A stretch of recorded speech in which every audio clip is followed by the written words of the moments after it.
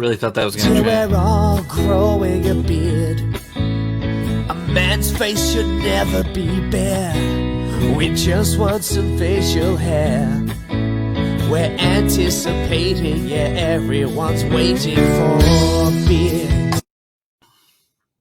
Good morning. Hey, that's my line. Good morning. My Good bad. morning. This is Behind the Beards. We're glad you've chosen to join us this morning. We pull the curtain back here and try to take a look behind the scenes.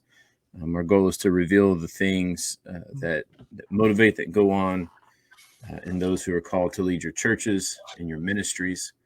I'm Josh Fowler. I'm a preaching minister in Baton Rouge, Louisiana. And my friend, my brother on the other side of the screen here, Aaron Partlow, is a youth minister in Topeka, Kansas. Aaron, what's going on this morning, man? You know, it is a beautiful fall day. It was really funny. We had like an 80-degree day, and then we jumped into like 1 inch of snow, and then Kansas is like, I'm just kidding. Boom. 68-degree weather, sunshine. Here's your fall. It was like pulling a fast one on us, you know. So we've had like some beautiful days. You saw us a couple of days. Great Frisbee golf weather. Yeah. That sounds a little chilly, man. 68 degrees. Oh, that's what are you going to live in Baton Rouge? Yeah. I like Steven, you sneezed, and now my phone has the virus. I have a virus. Who even invites that guy to this podcast? Like, come on. I don't know, but I sure am glad he's here. Man, things are going well. My daughter just turned 18 on October 10th. Yeah. And so you know what she's doing today? She's sleeping voting. in. Oh, she is. She actually did sleep in because all of our schools are polling places. So, oh wow. And they don't use churches for polling places. They use the schools primarily. Oh. So no school on voting day. So they're out of school. My youngest is getting his braces off this morning, and as soon as they're done with that, Jody's going to vote for the first time in her life. Good for her. Yeah, for her. I'm kind of at a loss, man. But yeah, your kids are old. It's crazy. They just grow up. You've got many years left. I do. Hey, we'll be empty nesters at 45. Wow, that's impressive. That is impressive. I'll have a whole life. At this point, how old will I be? Like Sam's 2, so 18 subtract 2, that's 16. 32 plus 16 is 48. That's not bad. It's if you have no more, though. Yeah. We'll see how that rolls for you. We'll see. Actually, I feel bad for my wife. She found out yesterday she has to have a root canal on Friday. That sounds perfectly awful. No, actually, it's next Friday. So, Chad, I was 45. Abby's his youngest. That's crazy, Chad. Not going to be an empty nest for a little while, but his girls, his two young ones, his older ones are pretty cool too. I played disc golf with Sam and Owen. But Josh, you could have another one at 45. No, I'm out. I've done the work. It is. I can't imagine having kids like 18 years apart. I know that like some people have done that before. I know that it's possible, but I can't imagine completely starting over. So I think my mom and my aunt are like 8 to 10 years apart or something like that. Yeah. Wow. I never know how old my mom is because she's been 40 for like the last 30 years. So I just given up. Just gave up on knowing. So our question for you to kind of think about as we talk about this episode is: my number correct? What is the most effective way for you to receive information, whether that's for your job, for the church, family? The most effective way that you receive information, because that's kind of what we're talking about today, is disseminating information. And you know, I laugh at Dustin. Yes. Dustin is overseas right now, and I can send him a text message. I can shoot him a Facebook message. I don't send him an email because he never checks his email. He's 21 or almost 21, by the way. Heather won't get upset with me if I automatically call him 21, but he will sometimes respond to text messages, but sometimes it's like a day or two later because of the time difference. Oh yeah.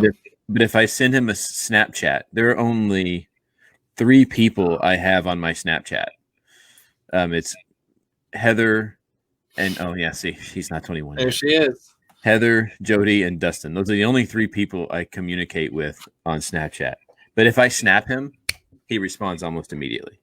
Isn't that amazing? Dude, I just texted you like 14 hours ago, and you haven't responded yet. We had a preaching intern who was like the exact same way, and he's still that way today. Like Darian Dalton, if I need to like get an answer right away, I just snap him, and it's like instant back. If I text him, who knows? It's just really funny. It is funny. What kinds of communications? What's the easiest way for you to communicate? For me, it's text messages. Text messages are always so. There's an interesting fact. Not a fact. It's not a fact. I can't say fact because it's not scientifically proven.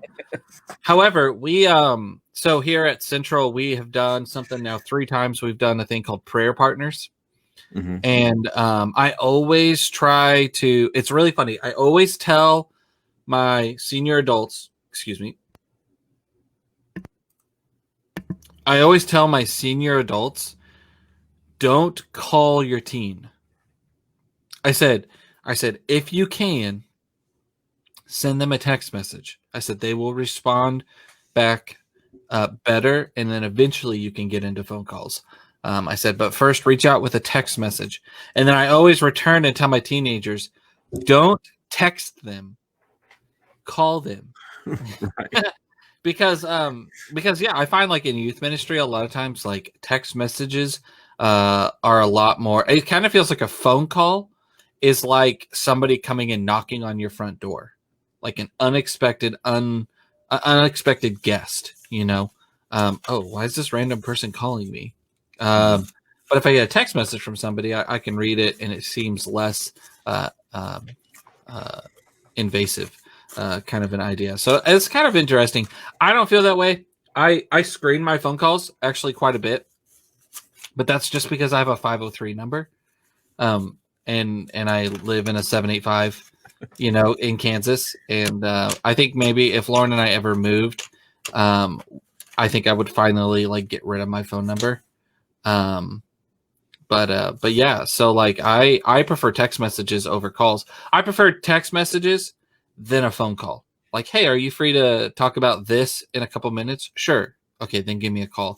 Kind of helps me get in a better headspace and gets me right there. See, I knew I liked Heather. Heather's pretty cool. Yeah. So I think we're in this kind of a day and age of communication where like there's a lot going on, right? And I kind of like what you said, that sometimes getting a phone call feels like somebody knocking on your door.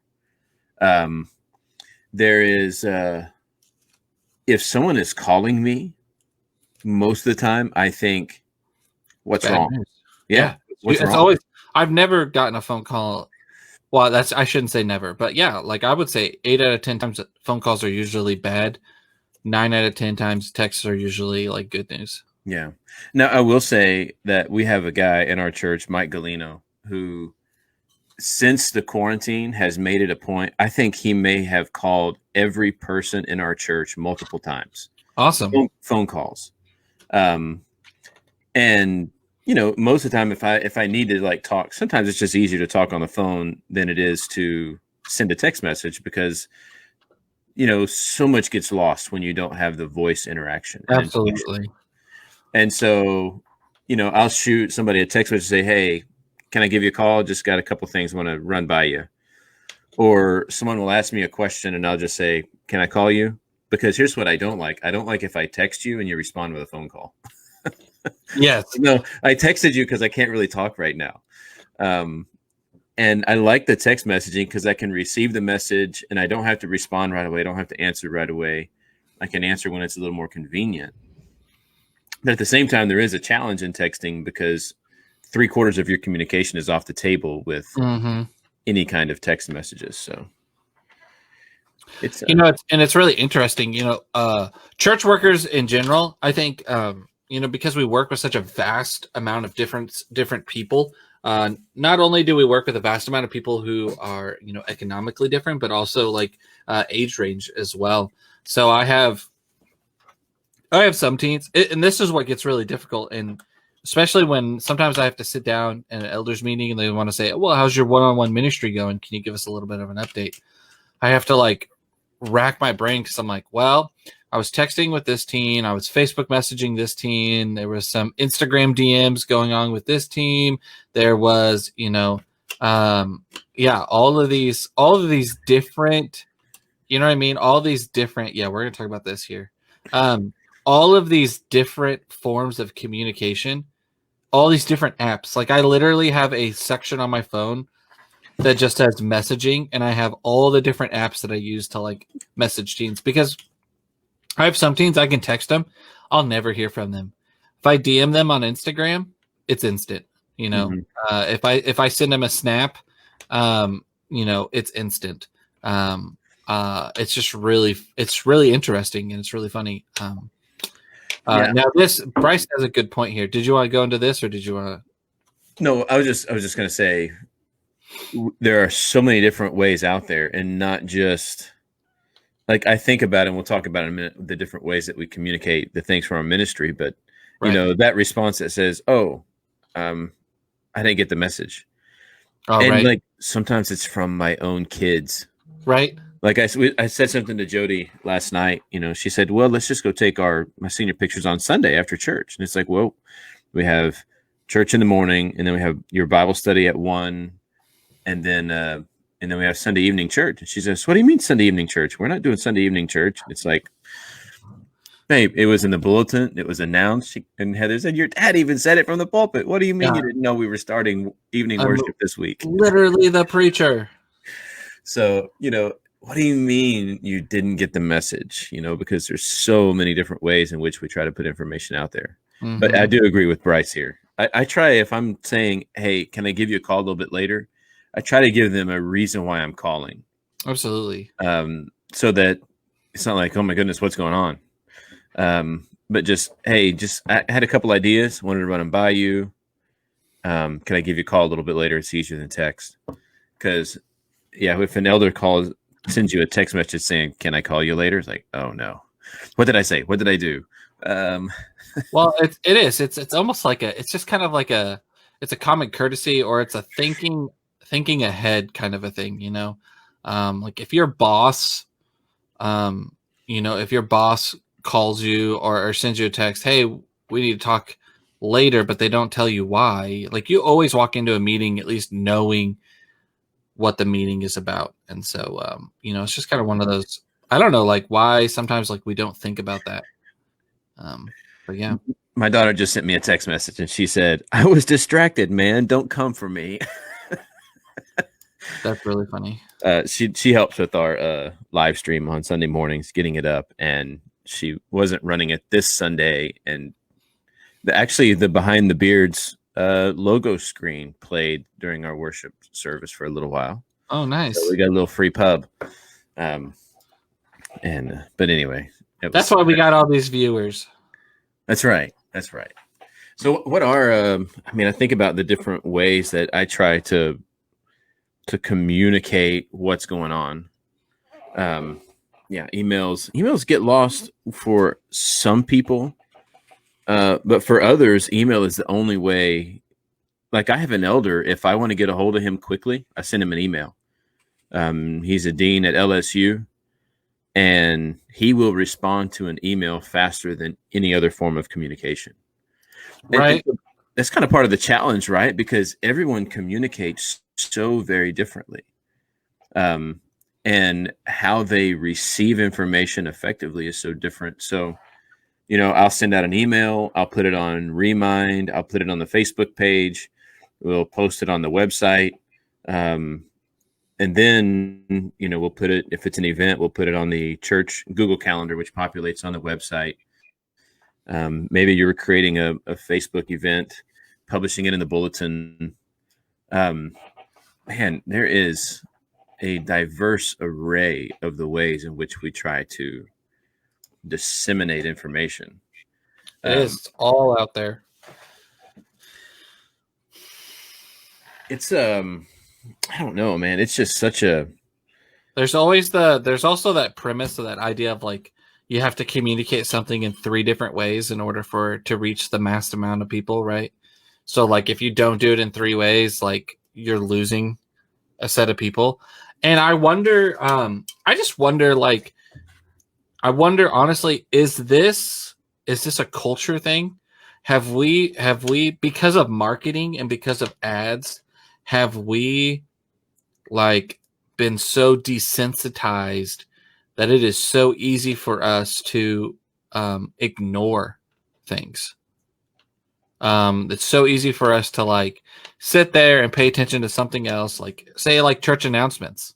Like is it so easy for us to like tune out or to not read something in the bulletin or not receive it even though we read it, kind of a thing. It's kind of curious, like are we overstimulated that it's easy for us to tune out so much information? Yeah. And so, Chad talks about pictures and videos, or announcement text. And I like this, hey, got something personal to share, or too much to text. Can I give you a call, as a kind of a precursor? I've started moving almost all of my announcements to picture announcements.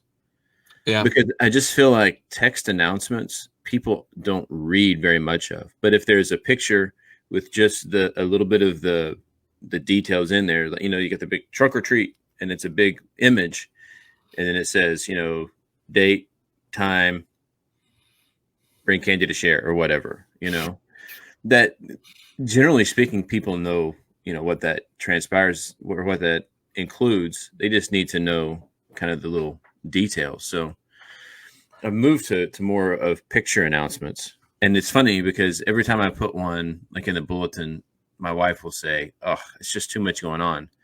It's like, I know for our minds it is, but for a lot of the people we're trying to reach, that's kind of how they process information. Right. The other one is TikTok, it's kind of the latest little Chinese spy jam that's going on through social media. Like nobody else is spying on us through any other social media, right? It's true. Nobody else is. But I tell you what, I have almost every Sunday, I record a TikTok video before my sermon, and it's today's teaching in 60 seconds. I don't always post it because I don't always like the way it comes out. But what it forces me to do is it forces me to take my teaching for the day and boil it down to what is most important. If I can get my whole message in a 60-second blurb, now then I know what I can't lose today. Like this is it. This is the nuts and bolts, the bare minimum, the thing that everything else is going to hang on. And so some of that information processing has helped me kind of come down. Same thing with picture announcements, right? I mean, you can't put a whole paragraph on a picture announcement. So what are the basics that people need to know? That's that's actually something that's really curious. I actually find that some of my best sermons are ones that I've done a PowerPoint presentation with, because like you can't put a whole bunch of stuff on a PowerPoint, I mean, you can, but it gets ridiculous, and so, hey, these are the major highlights. These are the major points that I need you to know. That's curious. See, I usually send out what's called a True Vine update. We have a giant, almost like 20 foot vine in our youth room that we painted on the wall, and kids put their hands on there when they get baptized and write their name and their date and all that kind of stuff. It's really cool. But so I send an email out called the True Vine update, as in, hey, this is, anyway, youth minister stuff. so this is helping me. Like maybe these are some good ways that I can adapt my information, because I send one out every Tuesday. Actually, right after this podcast, I hop on and I start writing my Tuesday email that I send out to all our parents, which we'll have a winter retreat next weekend on just a Saturday out at the old tall grass. Yeah. And I like the elevator pitch, right? Boiling it down. What's important? You know, if I've got a 45-second ride in an elevator with someone and they ask me something, what is that 45-second pitch that I'm going to give them about whatever it is they've asked about? Ideally, we'd say the gospel. You know, that's kind of the premise that comes from is you got someone's attention for a minute, and you want to tell them about your testimony. How do you boil that down? And I think Bryce is right. This information overload, because you're right on social media, especially ad. They're just constant. What are some dead ways of communication for you? What are some ways that worked and then they just like faded out? When you think of that, can you think of any? Well, for me, yeah. I mean, I hate communicating through email. It's just, I mean, it's cumbersome. I have to sift through so much trash in my email inbox because my email address is 20 years old, that there's so much spam and junk. Yeah, email did exist 20 years ago. Don't make that face. It barely existed, but it did exist. It's more like I was fading out into nowhere because my camera. And so it's just hard for me to do that. Long, wordy type posts, or like even when I read an article, right? If you send me an article and the main points of the article aren't bolded, it can be a long article if it's worth reading, and I'll go read it. But the first thing I'm going to do is I'm going to go look for, has this person picked out his main points that he wants me to take away from? And do those main points capture my attention? And if so, then I'll go back and read the whole thing.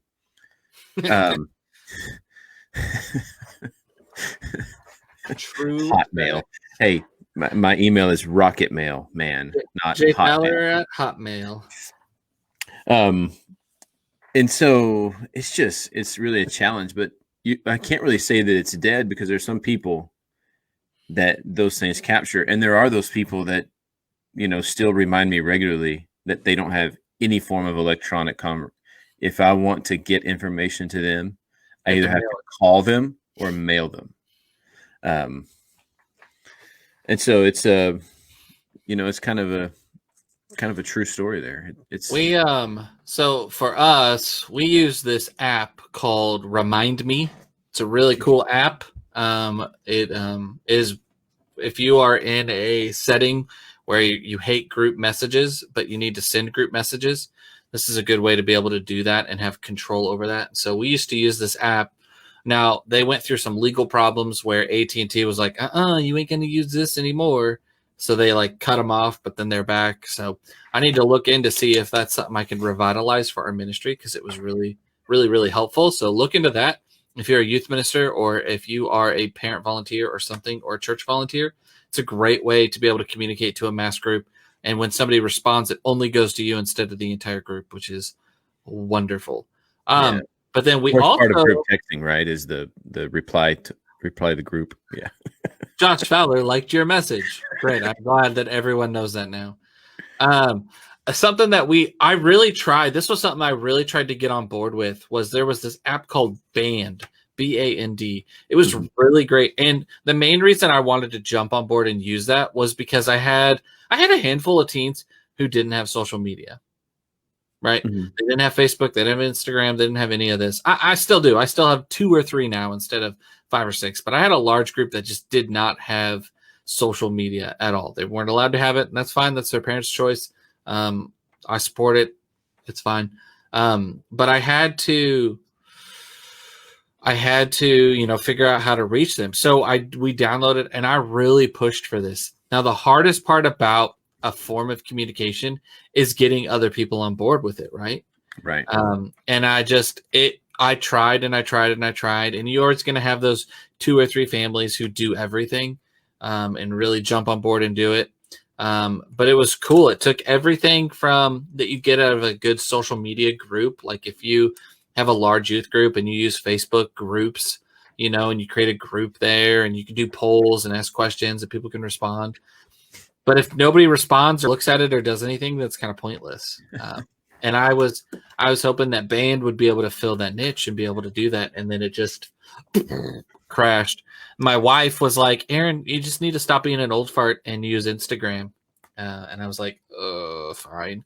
So instead of using it, I use Instagram now, kind of. My wife primarily runs our Instagram. I have a couple teenagers who, which I need to replace because I think they're all graduated out. But they also run our Instagram as well. So that's kind of been a good option. I'll be like, hey, I need you to make some posts about this. And so they can do that and have fun doing that. But yeah, like, man, I wish band would have taken off with my youth group, but it just didn't. Because it's sometimes it's hard in youth ministry. It's really hard because some frustration points as a youth minister is that you communicate to the parents, but then it doesn't trickle down to the teenagers. And so how do you communicate to the parents and to the teenagers? And how do you do both? And then it's kind of overwhelming how many times you have to communicate, how many places you have to get something out. And so it's really interesting and it's difficult. And it can be more tiresome trying to communicate what's going on. And I think a lot of times, especially nowadays, I can communicate something, but it is fighting against other stuff. It's fighting against band practice. It's fighting against, some sort of a sports activity or an AP class or homework time. And so it's, and so if you don't get the information out there in time, you just get lost. But sometimes you can communicate it and it still gets lost. So communication is really difficult. Giving information to people has helped me process information from other people in different ways. And believe it or not, there are people that still have landlines. I haven't had a landline since we left Oklahoma 10 years ago, but, and I don't know, I've never used text in church because I can't stand the name of it. I don't want to encourage people to text in church, even though it's funny. But, so being someone who has put in so much work into disseminating information, like, I remember one work we were at where we had a paper calendar posted on the door of my office in the youth room. In the upcoming events for the next 2 weeks, we're in the youth section of our bulletin. We had a Google Calendar that we shared, and we had everyone was emailed, a copy of the calendar. Then, so all this information is out there, and people would always call me and say, hey, what time's the event tonight? It's like, seriously. I've given it to you in so many different ways, and you're asking me what time, the event is. Right. And sometimes if it was an email, they would respond to the email with a question that was addressed in the email. Right. And so I tell you, this has changed the way I receive information from others, is because now, for instance, I had a ball game last night at Central Middle School that I was asked to fill in for. It wasn't one I was initially assigned to. So he says, hey, somebody's not going to make it in town. Can you fill in for me? I'm like, yeah, sure. Well, so before I texted out to confirm everything, I was like, I need to make sure he hasn't sent me an email. So I go to my email, I search for Al Toops, I find all my emails from Al Toops and make sure he hasn't already given me this information somewhere. And then I shoot him a message and just say, hey, just confirming details for tonight. Here, correct. Because it's, it's a challenge, right? To go to all that work and then someone say something like this question, right? Maybe you got the wrong number. Is my number correct? And Right. like, dude, we just talked yesterday. Yes, your number is correct. No, The your number message is hasn't on. changed. The message is on red. That's right. I New know. phone. Who dis? And so it is a challenge. That's a good question, from Jonathan there. Oh, Hey, how did having kids change the way you communicate with families? I can't tell you how it changed because I entered ministry with children. But did it change the way you perceive life in the home with kids? not so really, much? because Sam's only 2 years old, so we mainly communicate through "Don't do that" or "Ooh, good job" or baby talk. Still, so Yeah. it's changed. It's changed. I will say this: it's changed when I communicate. Normally, I've been a late night kind of a person, and I got a lot of stuff done in the late evenings. Now it seems like bedtime is really important, and I really enjoy putting Sam to sleep and helping him go to sleep and helping Lauren and do all that. Like that's kind of a really important routine for us. We kind of do a thing where we pray and we put him down and all that kind of stuff, which means and it's come to like evenings is really about the only time sometimes, and I'm talking like 8 o'clock, 9 o'clock, or some of the only moments where I really have alone with my wife to be able to talk about our days and talk about what's going on and stuff like that. And so and I no longer go upstairs and like send those emails out or pre-plan those emails to go out as I used to do.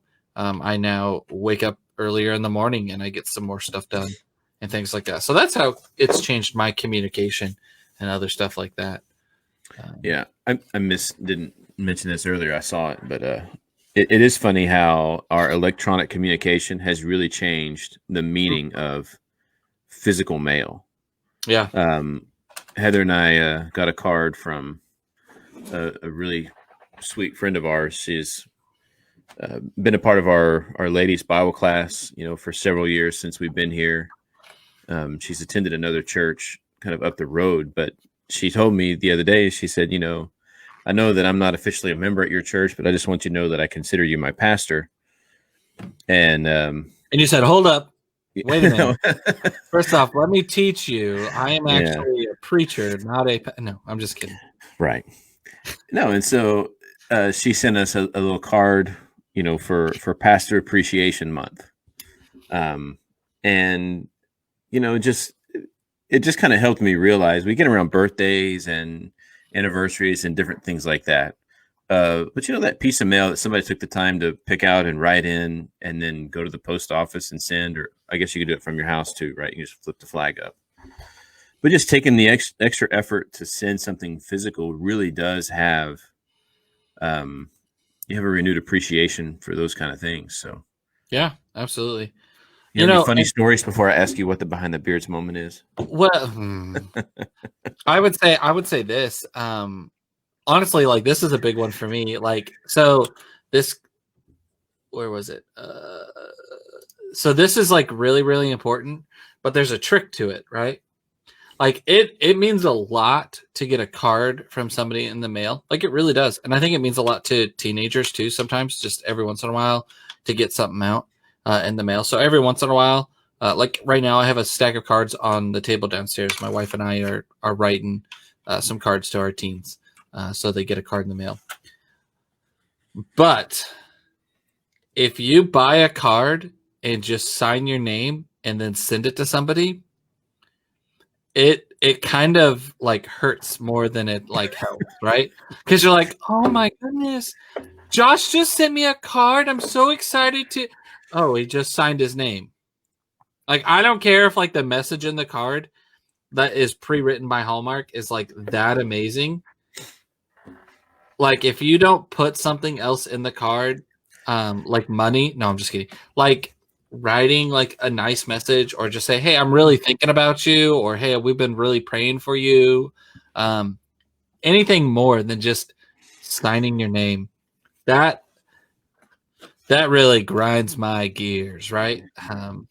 Well, so along those lines, there we have we send out cards for all the birthdays and anniversaries from the church here, Yeah. and signing cards is personally one of my least favorite things in the world to do.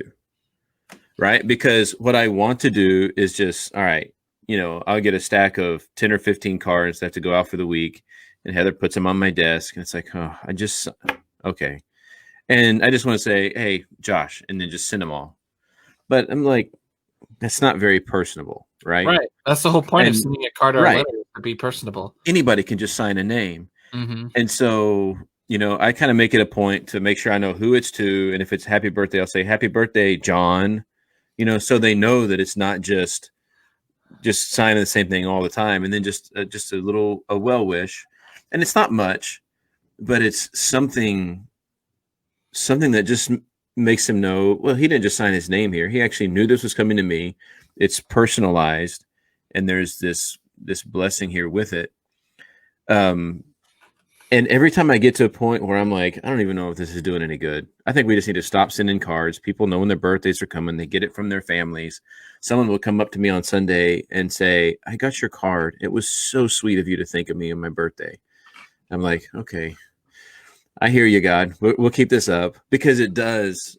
As long as I think that little personal touch helps really kind of bring it home to some people, because we just don't get them very much. Yeah, I think so. More cards and letters. Maybe that's to Stephen. Stephen, I'm going to need you to give us your address, and we will flood you with cards and letters. That's because he's a retired mail carrier. So he's definitely saying, send them through the USPS. That's right. That's right. That's good stuff, man. Good stuff.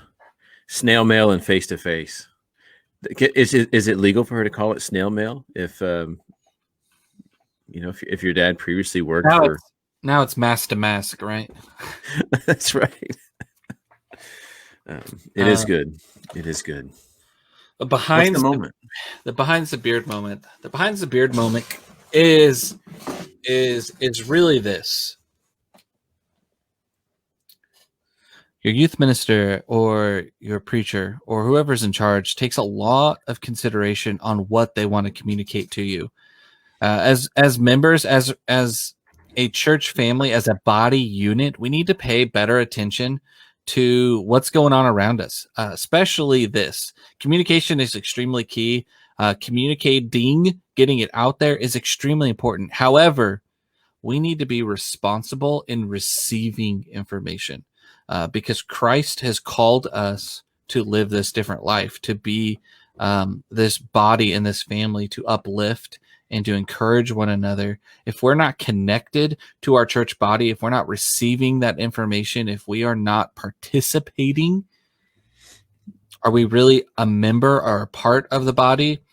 Or are we just some like fancy t-shirt that is hanging on but is going to get thrown off and things like that? So the behind the beard moment is, guys, we need to do a better job at communicating, but we also have to do a better job at receiving information, being involved and being a part of our church families and their lives. I like it. And I would just add, that always means he didn't like it. That is not what that means. We are communicating. I would just add, we're already putting information out in so many different areas. I mean, some people will say, well, I just didn't want to add one more. And it's like, but you know what?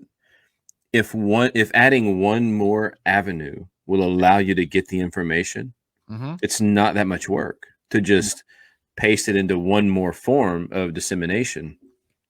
And so communicate with people. If there's a way that you communicate best, let us know that works best for you, and we'll make sure that those are always there, because our main goal is to be sure that people are informed about the things that are going on so they can be engaged. And it all boils down to that little C word of communication, right? Yeah, it was interesting this last transition period for us. I actually had there was a miscommunication, and I didn't have any of my new 7th graders' parents on my email chain that I sent out. And a parent came up to me and said, "Man, are the teens doing anything?" And I go, "What are you talking about?" "Yeah, we're doing stuff." I said, "Are you not getting my emails?" "No." "Oh, well, that I could see now how you would assume that the teens aren't doing anything. Let me personally go check and make sure that you're on my email chain." "Oh, there you go." Now that parent is like, "Hey, I want to come and chaperone and be there at your fall retreat." By the way, I'm a little weirded out by this fall retreat next week because I have more chaperones than I've ever had in the last like 3 years. I was like, I don't know what's going on. I don't know what to do with all this help. Like, I don't have to do everything. Like, it's really great. So I'm really excited. So props to the parents of the teenagers at the Central Church of Christ in Topeka. Love you guys, and I appreciate you stepping up and volunteering and being a part of your children's faith life. Awesome. So I want to thank everyone for being here. We are so excited, and we are grateful that you allow us to do this stream, that you are here and watching today. But we also want to remind you of something of extreme importance. Galatians 6:9. Okay? Don't grow weary in doing good. This world is messy. This life is messy. So allow Christ to use you to do something different, something good in his name. I'm Aaron. And this is Josh, and we will see you next week on Behind the Beards. Till we're all growing a beard. A man's face should never be bare. We just want some facial hair. We're anticipating, yeah, everyone's waiting for a beard.